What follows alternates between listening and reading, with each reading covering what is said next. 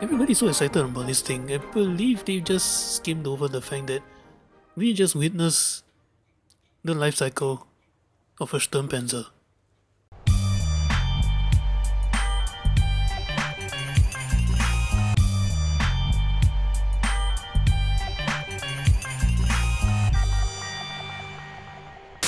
Hey guys, it's Jim here, and welcome back to War Thunder. I know, your eyes are not deceiving you, and this is not a user mission. That's right, War Thunder, if you have been living under a rock, has finally given us the Sturmtiger. Or in this game, they call it the 38cm Sturmmörser, which is Sturmmörser. For some reason, I'm not exactly sure how is a rocket launcher is called a mortar, but anyway. This is the Sturmtiger, or the 38cm Sturmmörser, that has been requested by the community for a really long time, and they finally put it out as a anniversary vehicle. And of course, I granted it and it's mine now. And it's a good thing too, because something tells me when this thing finally goes up on the Gaijin market, people are gonna charge you like $1,000 for it, when you could have, paid the achievement, the golden eagles, and that are costing you only $40, $50. Yeah. But anyway, is this thing strong? Is this thing underwhelming? At battery rating 6.3, I'm afraid this is a little bit of a awkward situation for this thing. In terms of like, where should we put it as a battery rating? Is this thing too powerful at a lower battery rating, or is it too weak at a high battery rating? But anyway, let me break it down to you and I will show you what I'm talking about. And maybe you can decide for yourself whether this should be 6.3 battery rating or lower or higher. Now, first things first, armor. If you didn't know much about the Sturmtiger, as the name suggests, is based off the Tiger 1 chassis. So you might be thinking, Tiger 1 chassis, that means the upper front plate is like 100mm, right? Well, no. 150mm instead, as sloped at 45 degrees. You want a comparison as to what happens when you shoot this thing? This is basically worse than shooting the Tiger 2 armor. I wish I am kidding when I said that, because let me show you why. 150mm slope at 45 degrees. The Tiger 2 armor, 150mm sloped at 50 degrees, which is a little bit less. So yeah, it's a slightly more sloped frontal armor than the Tiger 2P at this battle rating. So yeah, if you can picture that, that means not a lot of guns, even some of the heavier guns, can go through this anytime soon. Best case scenario, if you wiggle or you angle just like how you do with the Tiger 1, yeah, not a lot of guns can go through this. Not even the PT-76 heat FS shell can do this. Unfortunately, something to be careful of is that guns like the Walker Bulldog APDS or the battle rating 6.3 and above, some of the tanks using heat FS, they can definitely punch through this. So there's something to be careful of when you're playing this thing. And it really doesn't take much to one-shot you if they manage to pan your front, because yeah, everywhere is your ammo, no matter where you put it. And moving on, we have this thing right here, which I'm not too concerned about them panning anytime soon, because yeah, this is a very small window, unfortunately. And it doesn't really take much to hide this. You can just put like a freaking jerry can over it, or a bush that you can get for free using the battle pass. Yeah, not an easy spot to go through, unfortunately, if you're thinking this is a weak spot. As well as variable thickness armor right here, sitting on top of another variable thickness armor right here that's sitting on top of what is this, a doorknob? That is sitting on top of another 40mm right here. So nothing is getting through this anytime soon if they're dumb enough to shoot this. Unless, of course, the game, for some reason, I'm not exactly sure how, but they somehow managed to knock out my gun breach, even though I'm angled like this. So not exactly sure what's going on. Maybe Gaijin could look into that as to why the gun breach of this thing is much more easier to knock out than the barrel itself. But anyway, moving on. Variable thickness right here, they're sitting on top of the 150, so I'm not too concerned about this or this, because it's a very wide angle. But I am concerned about this. Now you might be wondering, it's only 100mm. Sure, but there's the transmission, right? Well, here's the thing though. You don't exactly have a very good field of fire with this thing, so yeah. The second your transmission gets knocked out, you're pretty much dead in the water. And then moving on to the sides, as I said, this is the Tiger 1 chassis, so that means 80mm sides, 80mm right here. I'm not too concerned about them panning this when I'm angling, because yeah, that's a lot of effective things to go through. However, when you're angling with this thing, be careful of this. This is something I forgot to mention in the Tiger 1 video of mine. This is something you need to be extremely careful of, because when you angle, as you can see, it barely goes over 100mm, especially up front here. So yeah, a lot of guns can punch through this, especially the Soviet APHE BC, because you know, Soviet. Then it doesn't take much after that to basically one-shot you, because this is a very cramped crew space, not to mention the ammo is the size of a torpedo. And then moving on to the rear, 80mm right here, but again, the enemy gets onto your rear, you're basically dead in the water. So in body armor, how is the movement of this thing? Unfortunately, it's kinda slow. I mean, I get it. It's a Tiger 1 chassis that's hauling a even thicker armor and an even bigger gun than the Tiger 1's KWK-36 88mm. You think that it's a Tiger with wide tracks and a powerful engine, it would be able to go up to 40 kilometers an hour, but unfortunately, it will feel like it's lacking in speed, especially when you traverse or when you go reverse. When you traverse in neutral steering, I mean. So there's something to be careful of. You're not a very mobile vehicle, so try your best to stick close to your teammates.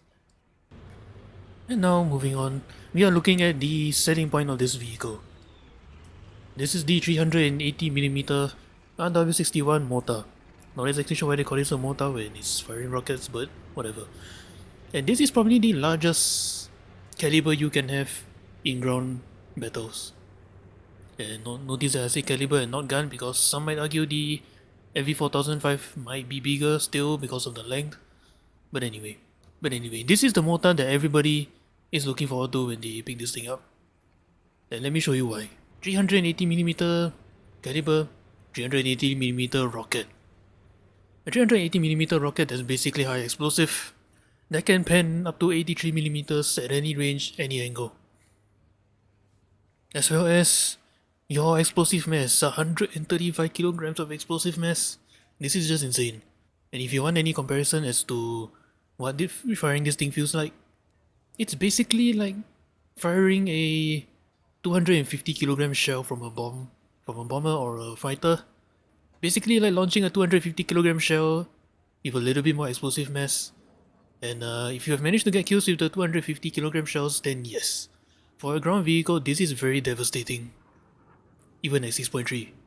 Now you might be wondering, we'll be seeing heavy tanks at 6.3, right? You know, the T-34, T-30, T-29, T-30 heavy tanks, as well as some of the IS-3s. Well, that's not really an issue, because all this thing needs to do is either land directly on the tank itself and overpressure takes care of the rest, or even better, you can just land this on the building next to them and they die. That's how devastating this thing is. However, with such a big firepower comes a few drawbacks. One is that, as I mentioned, this is basically high explosive, so yeah, bushes, fences are your number one enemy, unfortunately, as well as your muzzle velocity is not the most golden thing ever. It barely even breaks the sound barrier. As well as, if you look at this picture right here, as you can tell, there is a very weird range on this thing. As you can see, like below 100 meters, the shell just dips. I'm not entirely sure what's going on there. And after that, above 100 meters, it just flies normally. I'm not exactly sure what's going on, but that's something to be careful of when you're playing this thing. My advice, zero your weapon to around 100 to 150 meters, so you don't accidentally drop the shell right in front of you instead of the enemy. However, with the limited range, here's the good news though. You have a rangefinder modification, so that means you have a very quick range finding ability, as well as being able to range something as far as 2000 meters away. So yeah, this is definitely a good thing to have on this vehicle, but something to be careful of is that for some reason, even though it says allows you to more accurately measure the distance to the target, it's a big fat lie. Let me tell you that. It really doesn't feel that accurate. Anyway, the other aspects of the gun is something you need to be careful of. Firstly, you only have 14 shells, but not that I really care because most of the time, given how big these shells are and how often you get ammo rack before that, you probably die before you run out of shells, so yeah. 14 shells, just bring as many as you want. It really doesn't matter. Anyway, reloading rate. This is something to be careful of when you're playing this thing, and it's the reason why I say try to stick close to your teammates. It's because for me right now it's 42.4 seconds. That's because I'm running Expert Crew on with maxed out weapon reloading and leadership. But if you're playing this without any crew points in any of those aspects, you can be reloading as long as 53-54 seconds. Yeah, that's kind of long.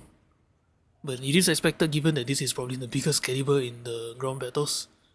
And then first stage ammo. Now that's something you need to be careful of. Why? Is it this? No. It's this. So that means a lot of guns can just shoot down your barrel and basically ammo rack you by hitting this one rocket that's in here. I mean, I get it, it's 380, that's somewhat inside the vehicle, but the fact that machine guns can even set this off is yeah. Horizontal guidance, basically your field of fire, it's a little bit limited, and that's something to be careful of when you're using your binos to aim. And vertical guidance, you have no depression whatsoever. Now some might say that because of how the shell dips at the first 100 meters, that's not really an issue. But the thing is, if you're going uphill and your target is about 300 meters, which you'll find yourself in most of the time, yeah, you wish you have some kind of depression. Believe me when I say that. And so there you have it. This is a Sturmtiger that is finally in War Thunder. Now I'll leave it to you to decide as to whether or not this vehicle deserves to be a 6.3 or maybe lower. For me personally, it's kind of the awkward situation as I said earlier on. But anyway, that's all I gotta say about the vehicle. Now let's take this thing out. And hopefully I can erase everything I look at. Question mark? Let's go.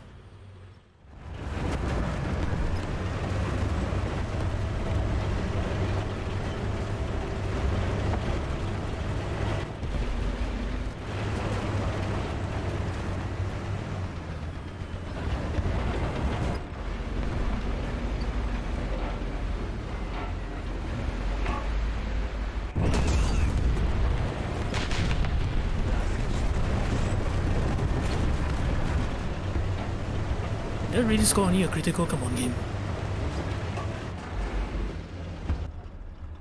Enemy forces have captured a zone.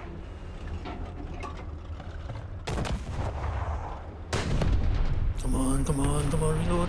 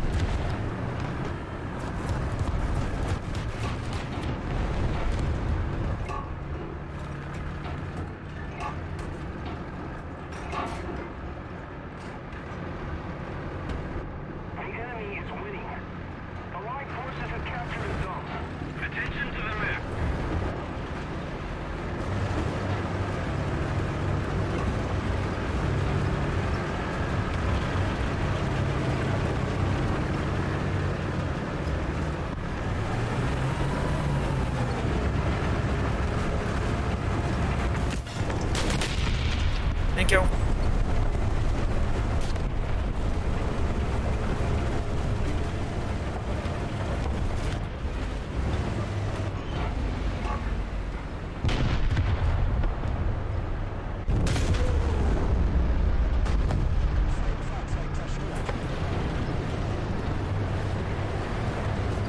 Someone over there. Why did you do that? We captured most of the strategic zone. But thanks anyway. Attention to the designated grid square.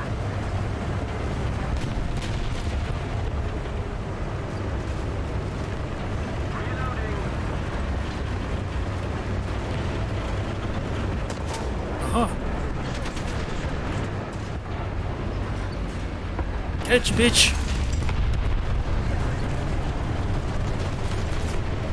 Get him! Melee game. Come on, do that to us now.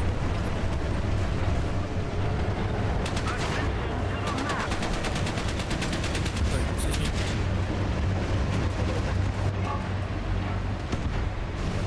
Thank you. Almost too done.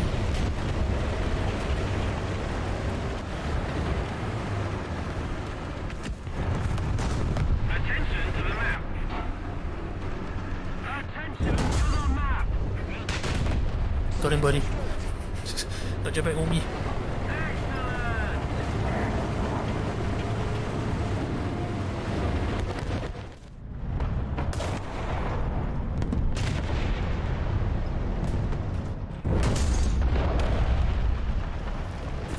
Attention to the designated grid square.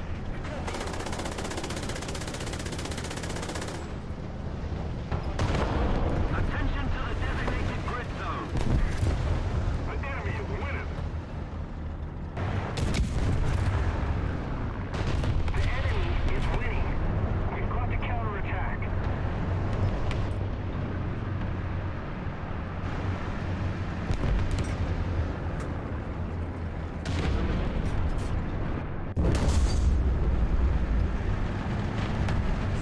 Finally.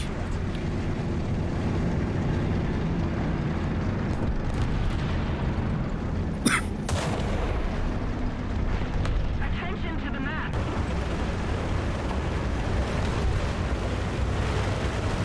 Attention to the map.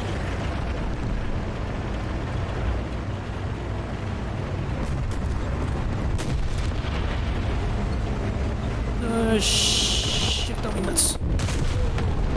Attention to the map.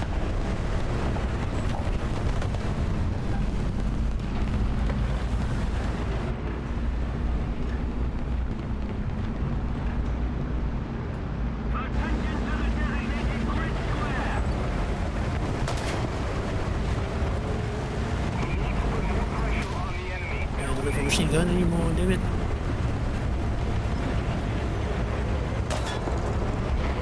Attention to the map.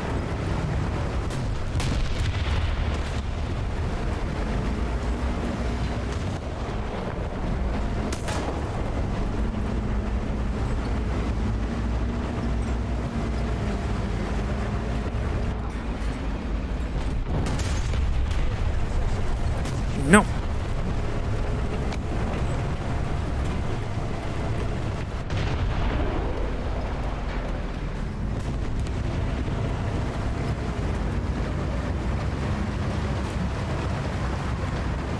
Another zone captured. We have the advantage. Yeah, there's a D20 around there.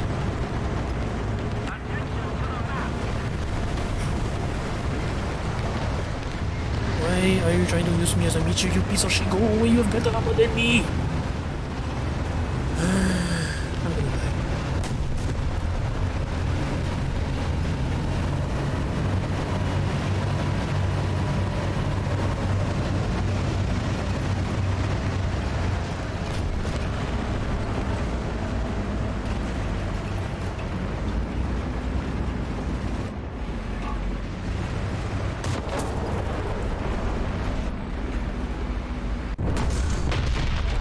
Get out of here, bitch.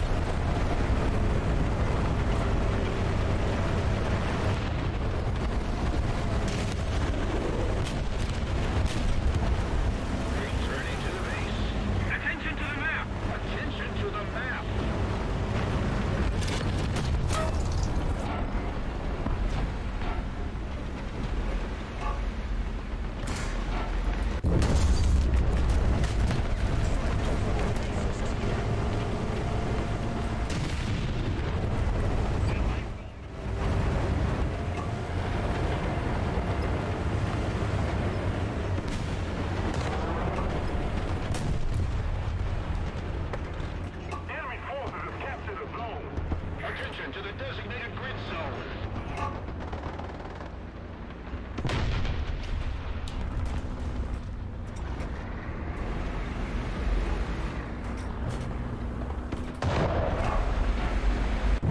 Catch, bitch!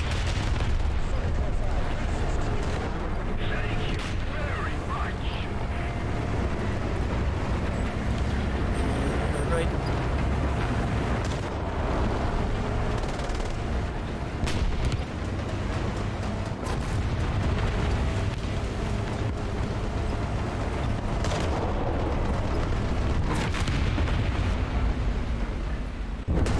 Catch!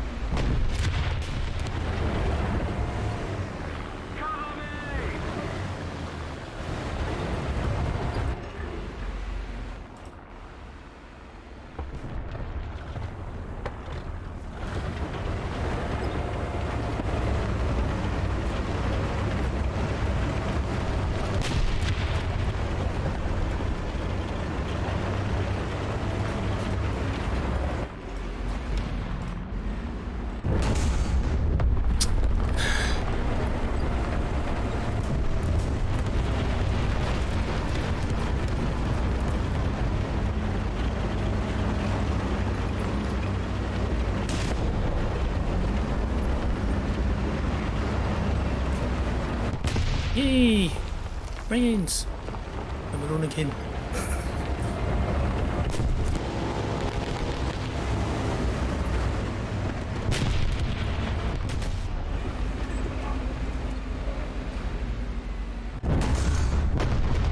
Oh! There's a little scorpion somewhere. Attention to the designated.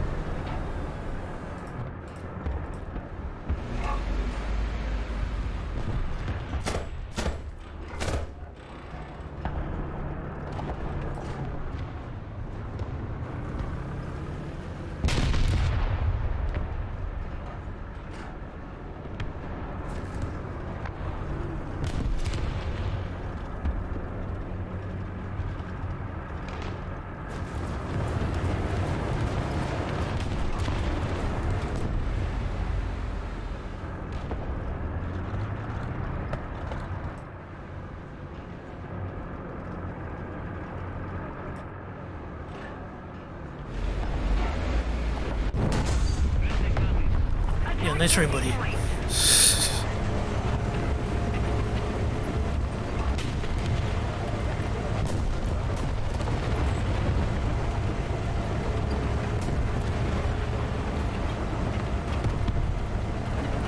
Enemy is winning.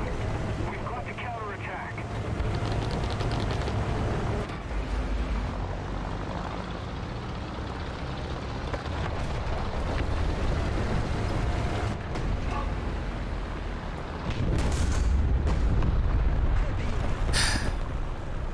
And he's always short. Attention to the designated grid zone.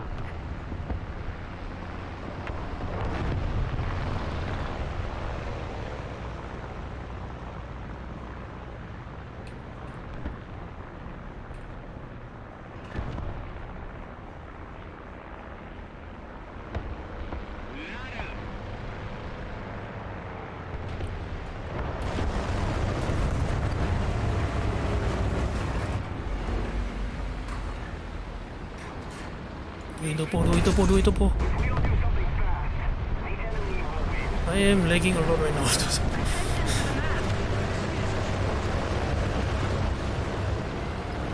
There's another one. Returning to the base. Attention to the designated grid zone. Someone's not happy I killed him.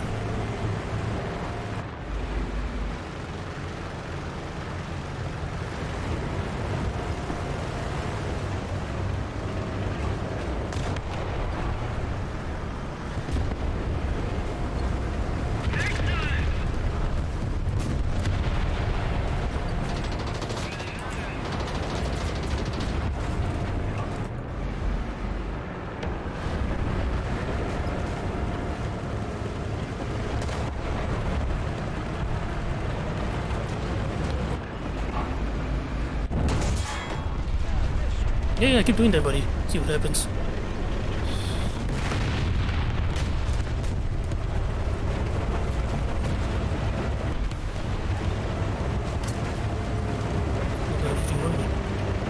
Equally as scary.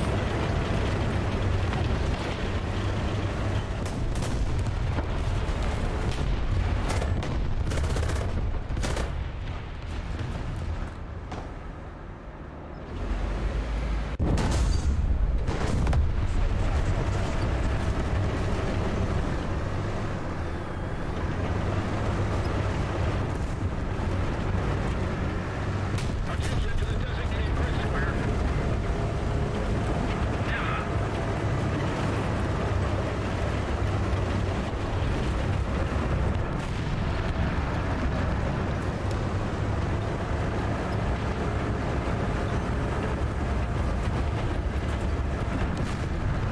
Attention to the designated grid zone. Oh no.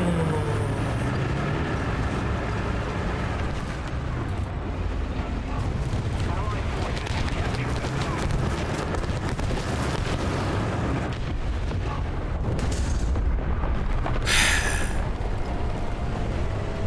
Sorry.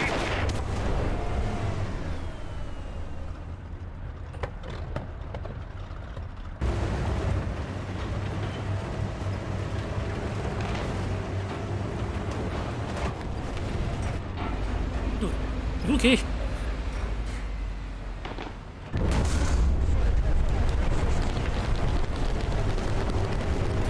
Yeah, I'm so sorry, buddy. You just got screwed over by a friendly plane.